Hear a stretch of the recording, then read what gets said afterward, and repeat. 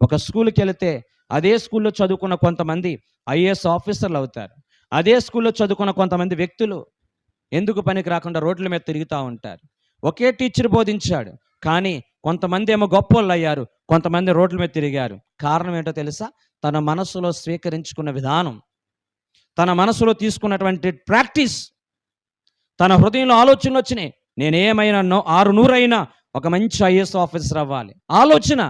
ఆలోచనల్ని మన జీవితంలో సార్థకం చేసుకోవాలంటే ప్రాక్టీస్ చాలా ప్రాముఖ్యం.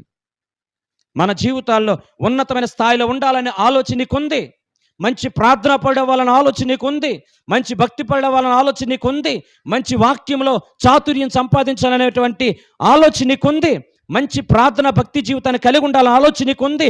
మన కుటుంబం అందరి కుటుంబాల కంటే భక్తి గల కుటుంబాలు ఉండాలని ఆలోచన మనకుంది. ఎవరికి లేదండి? అందరికీ ఆలోచన ఉంటుంది, అవునా కాదు? అందరు నా